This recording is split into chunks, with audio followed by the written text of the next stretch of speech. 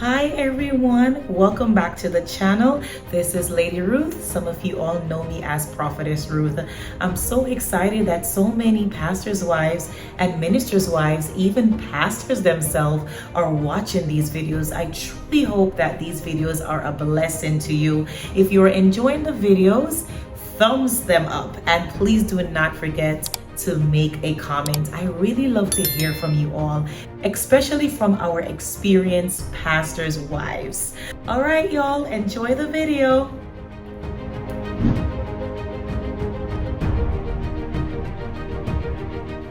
One of the examples I want to give is a few years ago when we just built our church, and we were so excited.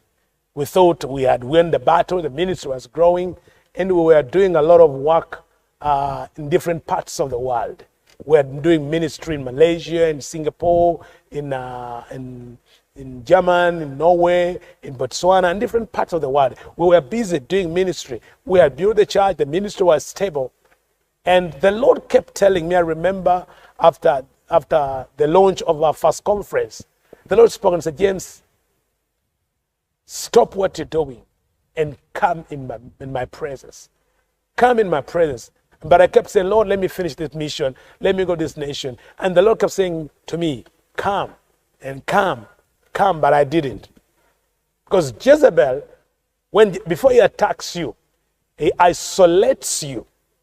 That you're not, Jezebel makes you busy. He makes you a busybody.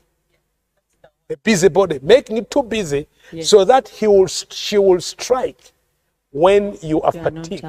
When you're fatigued, actually. When you are tired, Jezebel attacks when you're spiritually tired. His work is to disappoint you. So, I was tired and fatigued at that time. And suddenly I got sick. And I was sick for 1 month, almost the point of death. And I didn't know why. We were praying. We could try these different doctors, different hospitals. They give us different diagnoses. Sometimes they say back pain, chronic fatigue, poisoning, and all kind of things. But I was wasting away. And remember, by June, I was wasting. And then, when the battle was so severe, I gave up. I remember Pastor Julie could rebuke me every day, because I could tell her every day, I want to die. I'm going to die. I could ask God, let me die. I'm tired. I'm tired of not only the physical pain, but the emotional pain, the slander that was going on in the church, the scattering in the church. I could look at how my name has been tarnished, how I've been abused, how I've been rejected. Even the young people, young boys and girls that I had raised, now they're turned against me, and they were portraying me as someone being so immoral, being wicked. And I was asking God to die in that time. Until one day, we got a message. Let Pastor Jude tell us how we came to know that this attack, the fatigue, the slander, the death, that I was professing death.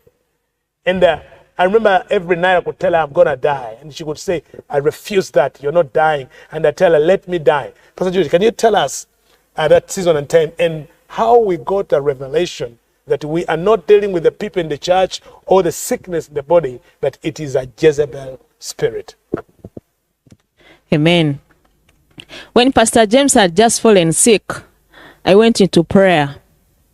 And while praying for him, the Lord led me to understand that I was dealing with a network of witchcraft. A network of witchcraft. Because Jezebel loves witchcraft.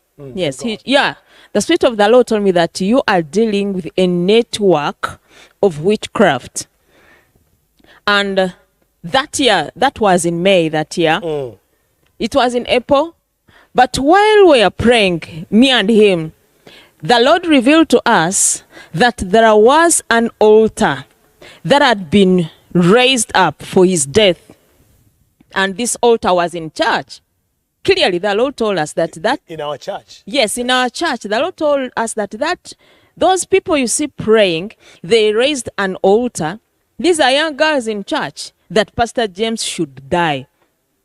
And one of their friends should become the pastor. We said, okay. We didn't chase them away. We continued in prayer. We prayed. It's a long story. But Now, the whole of May, we had to do ministry in Malaysia. We went for that ministry. June, Pastor James became real sick. So June, July, August, he was sick. We are now back in our nation, and he was sick. But in September, a servant of God, he's a prophet. He heard that in one of the nations we used to go to do ministry, he heard that Pastor James had been sick for about 3 months. And he went before the Lord. And God gave him a message. Actually, the Lord just opened his ears and told him that this is what happened to Pastor James.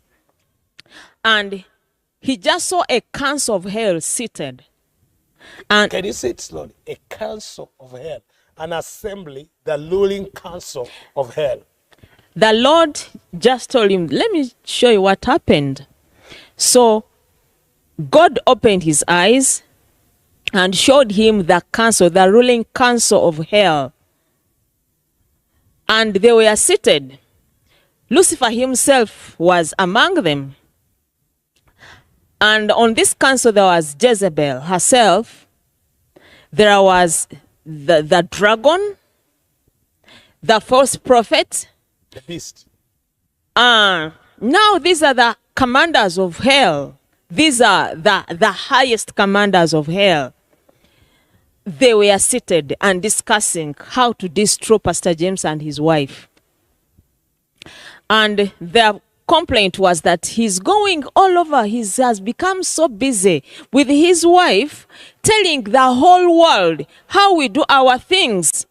He's exposing us. We can't continue. We can't allow this to continue. Let's go and attack him. Then we shall put him down on bed for 1.5 years. By the time he rises up, a lot of things will have been destroyed. And even he himself, he'll have missed a lot of he'll have missed a lot of things in his destiny. There are a lot of things he will not have fulfilled in 1.5 years. And so they asked who will go first. Actually, they didn't. Jezebel she offered. Then Jezebel said, the spirit of Jezebel. The spirit of Jezebel, who is the wife of Satan, the queen of heaven. She said that I can do this. I can destroy them. She led the battle. She said she'll go first. Then the others will follow. Then she said that the first thing she had to attack was the marriage. And because she's a destroyer of marriages, Satan believed her. So she said that the marriage should be on the front line. Once we destroy the marriage, then we shall be very able to attack the man.